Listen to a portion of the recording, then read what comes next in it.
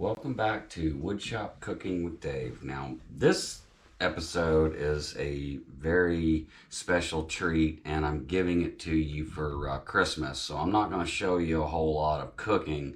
I'm going to give you the recipe and show you how I put it together.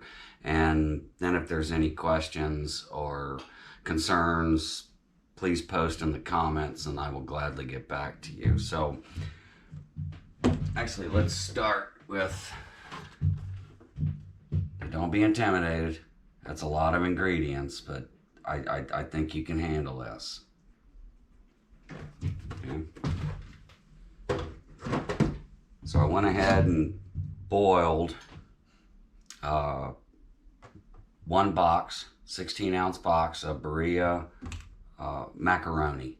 Now, in the water, I added 2.5 teaspoons of Knorr's dry chicken bouillon.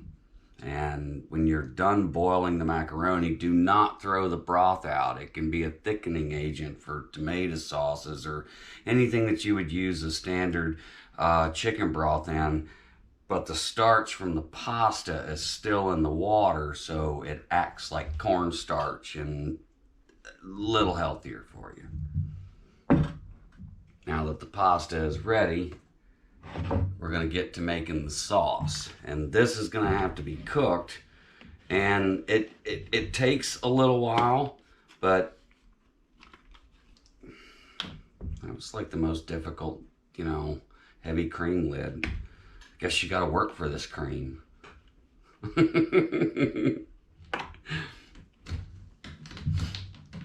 1 pint of cream.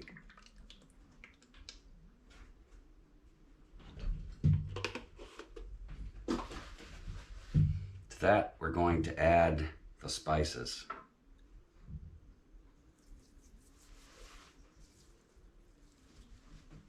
And we're going to whisk it together.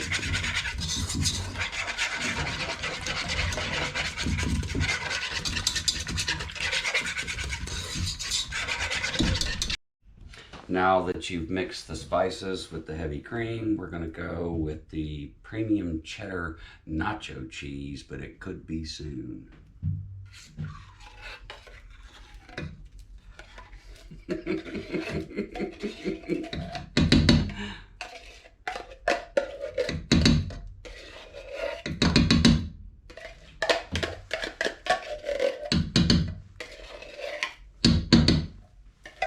Now, with your whisk, we're going to take the other wet ingredient, the 1 cup of milk, and pour it into the can. Got to get all that nacho cheese. Just take your spoon, run it around the can, kind of like if you were using like a condensed cream of anything soup.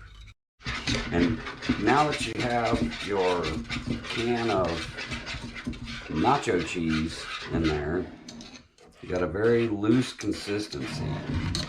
And that's when we're going to add the other ingredients, and then we're going to put it on the heat. Now let me give you a hint.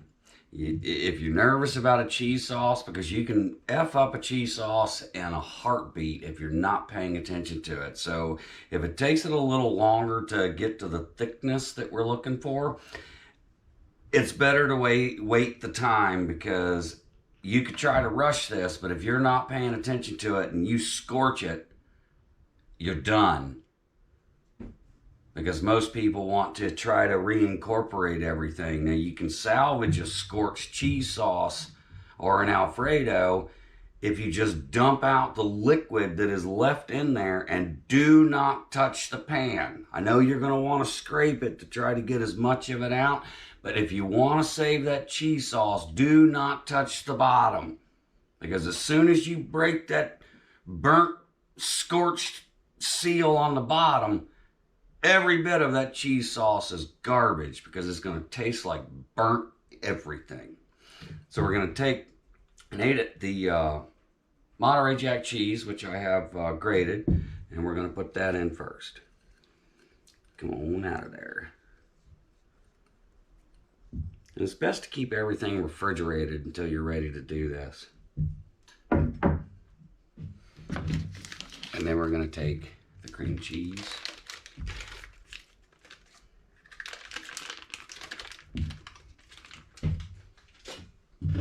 And then we're going to take the boursin cheese. Now you can use the scallion and other type of cheese that they have, but I find that the garlic and, you know, the Italian herbs makes for a very good mix with the nutmeg. Don't worry about stirring right now. We're going to put it on a low heat, let the cream cheese and the grated cheese start to melt. Then the boursin will start to melt. And then I'll be back with you to show you what it looks like. Okay, now that you have slow simmered your cheese sauce, this is what it should look like.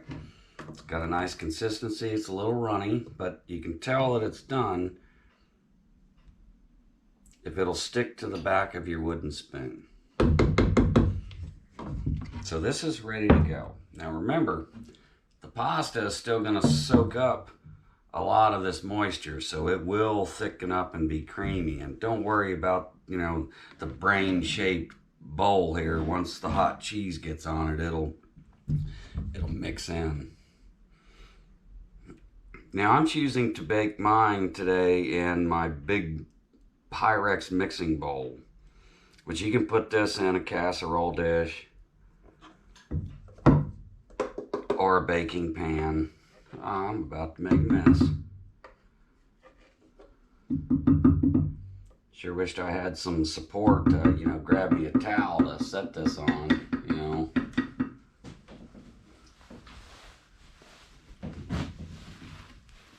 There you go, thank you. And then you just work the sauce into the macaroni. Oh, I can smell it already. See how creamy it's looking already? I'll make sure we coat everything. And I'm going to show you how to finish it. Now, a lot of people like to put, you know, breadcrumbs or some sort of crust topping on it, but this doesn't need any decorations. It really is a wonderful, probably the best macaroni I've ever eaten. But then again, I'm a little biased. And hear how creamy that sounds? Okay, now that everything is coated, we want to level it out on a bowl. And because this is going to soak up more, we want to pour more on top. And as we bake it, it will all soak down into the bottom.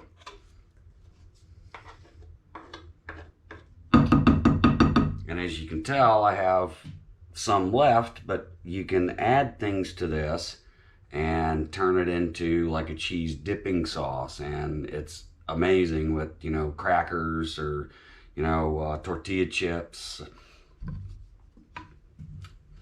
Now we're going to bake this covered.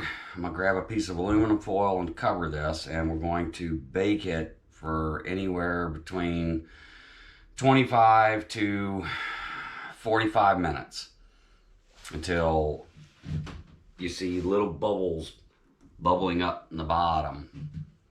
And then you take it out and you let it sit for 10 minutes, and then you can take it off. It's ready to eat. I'll be back with you when this is ready.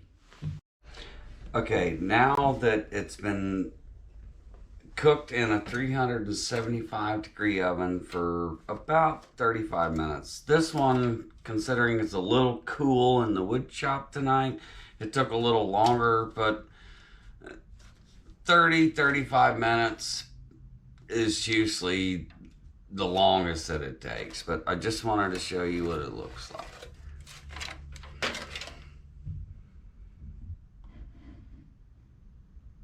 Looks like that. See the steam coming off of it? Oh, it smells amazing. And you can just take your spoon and mix all of the extra cheese that you poured on top into it. And seriously, look at that. That is an amazing macaroni.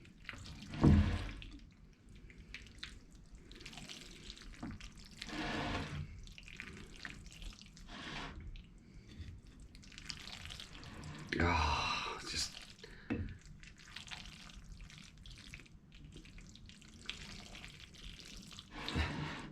it sounds so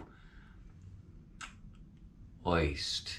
Oh wait, we're not allowed to say that now because feminists will get irritated. But this is a very cheesy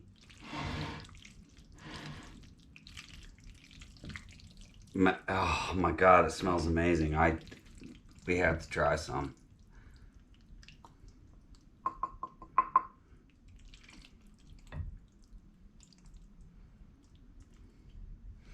I mean, just look at it as a side item next to your, Christmas ham or your duck or your goose, whatever your family does.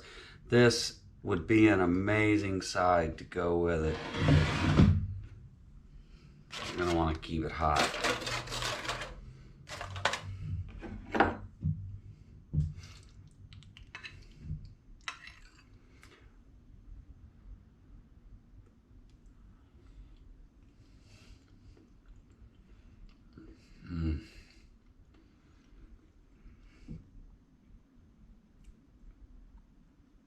So creamy, so delicious. There's no butter or egg or, a roux with flour and, all that to potentially mess it up. This is just milk, cream, noodles, and cheese with some spices added to it. And it's absolutely delicious. And it's always a Christmas time treat. Merry Christmas to all of you.